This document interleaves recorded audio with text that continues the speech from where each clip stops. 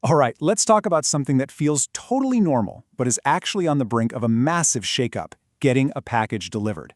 We're going to go way beyond the cardboard box to see how a pretty surprising team-up between delivery vans and little robots could completely change how everything gets to your door.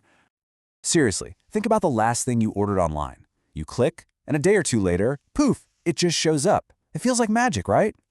But behind that simple click is this huge, complicated, and honestly, pretty inefficient system that is long overdue for an upgrade.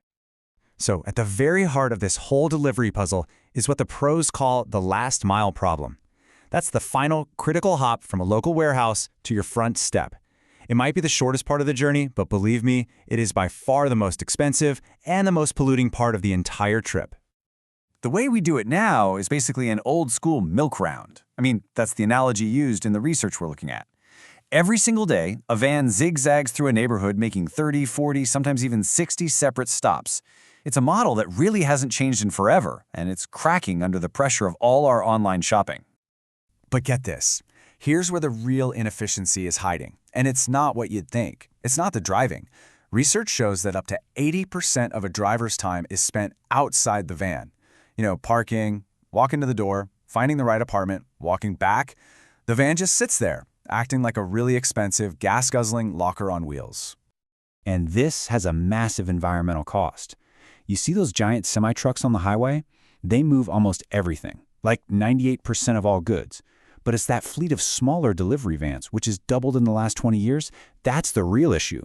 They only carry about 2% of the stuff, but they're responsible for a shocking 1/3 of the CO2 emissions. That's a crazy imbalance. So, if vans are the problem, what's the solution? Well, say hello to the autonomous delivery robot. These little guys look like they rolled right out of a sci-fi movie. And they have incredible potential, for sure. But, and it's a big but, they are not a simple one-for-one replacement for the van. Yeah, let's be real about what today's robots can actually do. They're slow, their batteries give them a pretty limited range, and they can't carry much. You're definitely not getting a new TV delivered by one of these things. The bottom line is, on their own, they just can't solve the whole problem. But even with those weaknesses, experts are still super optimistic.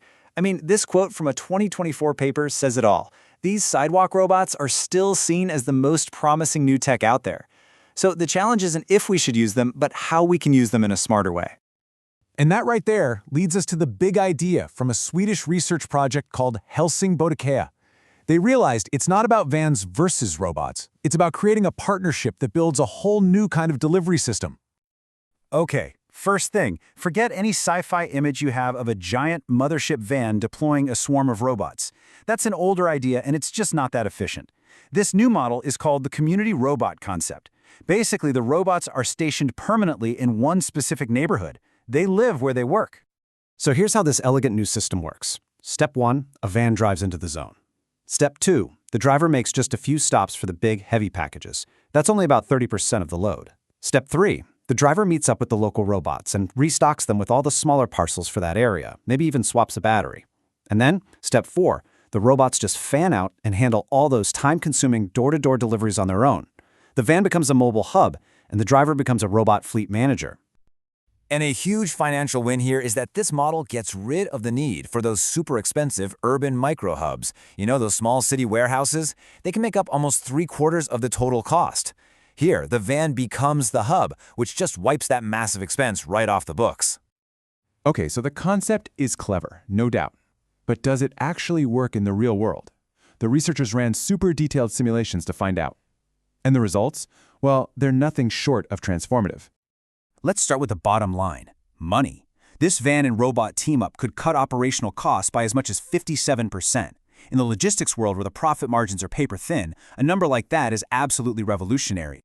And it gets even better. By making the whole system so much more efficient, the model shows a potential drop in energy use, which is a great way to measure emissions, by up to 42%. That's a huge victory for cleaner, quieter cities. I mean, you can see the difference so clearly here. The old van-only system is stuck with high costs and high energy use. The new mixed fleet system just dramatically lowers both. It's not a small improvement, it's just a fundamentally smarter way to get the job done. So this all sounds pretty amazing. Cheaper, cleaner, more efficient. So why aren't these little robots already rolling down every street in your neighborhood? Well, the path from a great idea to widespread reality is always a little bumpy. So if the technology and the strategy are this good, what's the holdup? Well, the answer is complicated. You've got big questions about how much these robots actually cost. You've got huge legal and regulatory hurdles to jump over. And then you have the human factors, security risks like theft and vandalism, and maybe the biggest one of all, community acceptance. Are we, as a society, really ready to share our sidewalks? And that question of community acceptance is no small thing. Just look at San Francisco.